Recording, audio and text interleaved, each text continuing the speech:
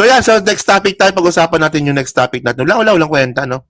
Hindi po ito magiging hindi ito magiging dahilan para pabagsak po si PBBM. Hindi ito magiging, di ba? Dahil hindi ito magiging parang provocation sa mga magrarally bukas. Wala, no? Wala, ampaw. Oh.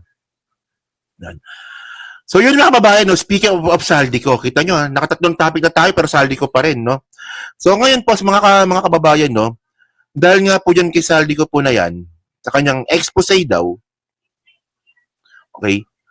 Sabi ni Ping Lacson dito, kwentong walang kwenta. Lacson says, cost claim versus Marcos have no probative value. Walang kwenta. Walang kwenta daw po yung pinagsasabi ni Saldico, sabi nga po ni Ping Lacson. Okay? So sabi niya, bakit naman ganun? So sabi niya dito, okay, Senate President pro tempore Pampilo Lacson on Friday dismissed signed ako Bicol party list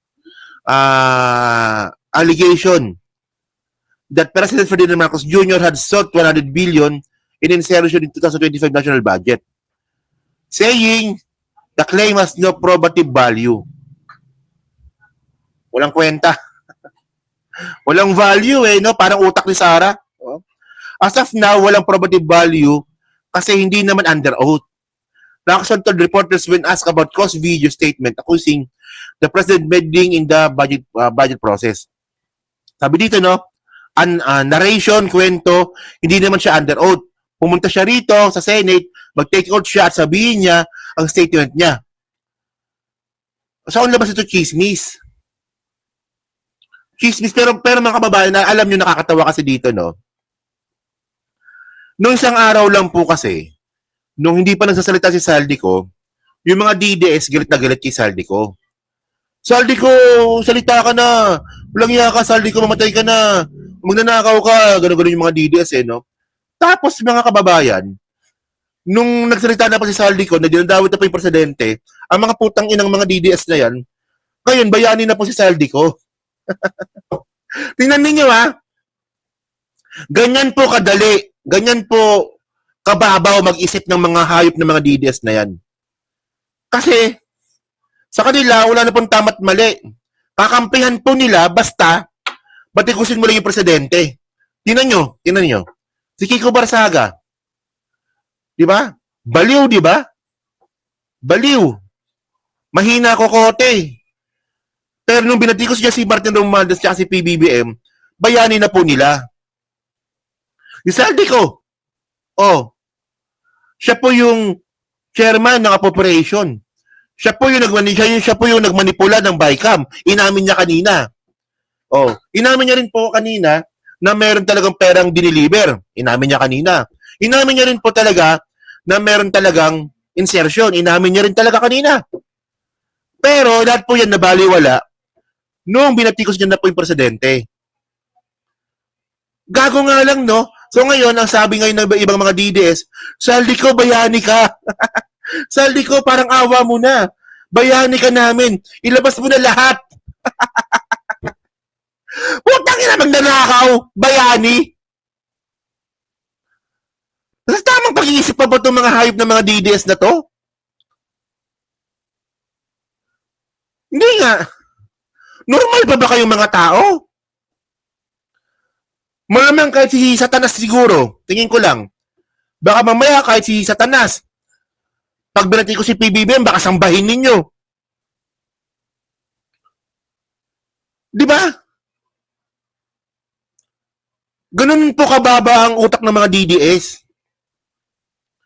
Kahit illogical, kahit na walang value, sabi nga ni Ping Lacson, di ba kakampihan po nila yan, basta batikusin mo lang si presidente. O for example, si Cheese. Di ba si Cheese dati, di ba? Galit na galit ang mga DDS kay Cheese. Kasi nga po, waiter nga daw po ni First Lady Lisa Marcos, di ba? Nung inabutan nga daw ng wine. At di ba naman yun, issue pa, di ba? Pero nung si Cheese po ay napunta sa oposisyon, bayanin na rin po nila si Cheese. Sabi ka ng mga DDS, oy si Cheese, hindi gipit lang yan. Gag. Utak biya, no? Utak biya, utak biya. Oh. So ngayon, ito nga sabi ni Ping Lacson, tinan nyo to. Alam ko na pala yun na sa iba to pero panoorin natin to, sige. Mag-speculate. Alam mo, ito ako, kasi alam ko yung kalakaran pagdating sa mga insertions. Why would, I'm not defending the president, why would he insert 100 billion sa BICAM, samantalang sa NEP, kaya niyang gawin yun eh. Second, bakit niya binito? Bakit niya in-FLR? Oh. So, unbelievable, incredible? No, I'm not saying it's unbelievable. Pero at face value, meron tayong sasabi na yung sabihin natin common sense only because alam ko yung budget process, yung budgeting process na nagsisimula sa NEP na yung presidente may complete control over what should be inserted in the NEP. So kung ganun na pala, ba't sa BICAM pa siya magpapa-insert? Na hindi siya part ng BICAM. Hindi siya part ng BICAM eh. Dapat sa NEP pa lang, sinabi niya na yung... Oo nga, di ba? Di ba? Dito po talaga sumabit talaga yung statement nga po ni pangalan nito, ni Saldico. Pwede naman po makapag-insert ng budget ng presidente, no, na silang dalawa lang ni Amira Pangandaman, na hindi na po dapat ipadaan sa BICAM with Chis Escudero at saka ni Saldico. Pero bakit niya pa ginawa? Di ba? Palpak no? DBM, sinabihan niya ng DBCC, oy, maglagay kayo ng 100 billion sa DPWH. And okay, after assuming na totoong nagpa-insert sa BICAM, ba't niya bibito? O, di ba? O. Actually, sinagot nila to. Sinagot nila yan. Pag-usapan natin yung sagot maya-maya. Sige. So, yun nga yung point natin, di ba? O. Mas maniniwala po talaga kami kung si Saldico po ay uwi ng Pilipinas. Kasi kung talaga malakas po ang ebidensya po ni Saldico, ang mangyayari po dito, magiging state witness po siya. Di ba? Kung wala siyang pera talagang natanggap diyan, makakalaya po siya, hindi po siya makukulong.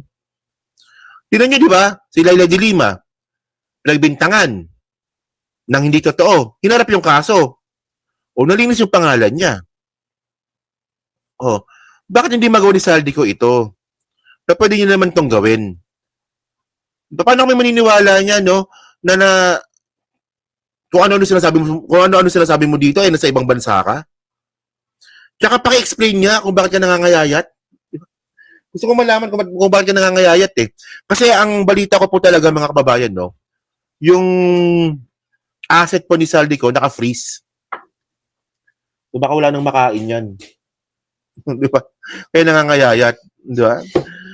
So yun mga kababayan, no, so kayo po, no, nung masabi nyo nga po dito sa statement nga po ni Ping Lacson. Oo. Yan. So, pag-usapan po natin sa comment section po yan. Okay? Especially po sa team replay. Okay. So, yun, no? So, speaking of Ping Lacson, mga kababayan, no? Balikan natin yung sinabi ni Ping Lacson, no? Sabi po ni Ping Lacson, napaka-illogical daw po talaga ng mga binanggit ni Saldico kasi nga daw po, bakit kailangan pa ni PBBM na idaan sa BICAM kung siya mismo merong NEP na pwedeng mag-insert ng pondo para nakawin niya. Di ba? Kasi ito yung statement dito eh. Tingnan nyo to. Wait lang. Ito, di ba? Sabi to ni Ping Lacson, di ba? O, bago raw kumuda, Lacson, mag-review muna. O, sabi, di ba? O. Sabi dito, naglabas ng pahayag si dati ako Bicol, party ni Saldico, matapos questionin. Hindi Senate pro tempore ang akusasyon niya laban kay Pangulong Ferdinand Marcos Jr. So ano nga yun, di ba? Latest Facebook post ni Saldico noong itong Biyernes, November 14, hinimok niya si Lacson na suriin ang buong listahan na umano insertion sa ilalim ng direktiba mismo ng Pangulo. Oh. May paghahamon pala si Saldico. I respectfully urge Pampilo Lacson to first review the full list of alleged insertion that under directive of President Marcos and clearly reflected in the GAA, sabi ni Ko. Okay. So, pwede na po itong i-check sa NEP to verify the same line items appear there. Patuloy po niya to assist you. So, ayan pala. Para kay Ping Lacson yun, yung post na yun. Okay. So, ngayon, mga babae, tinan nyo to Ito yan eh. Ito pala yun, yung sinasabi niya. Ito. Pero by the way, wala naman nakalagay na Ping Lacson dito. No. I respectfully urge the concerned parties to first review. Concerned parties pala. Ito yun eh. Diba? Ito yung sinasabi ko nga mga kababayan. Okay. Inamin po ni Saldico na mayroong insertion. Pero hindi naman po natin maikonekta ito sa presidente. Bintang niya lang yon. And by the way, mga kababayan, no, meron pa isang tanga-tangang sumasawsaw dito. Sumasawsaw pa dito sa pantanga. No, nakakala mo ang tapang-tapang, duwag din pala. So ito si Bato.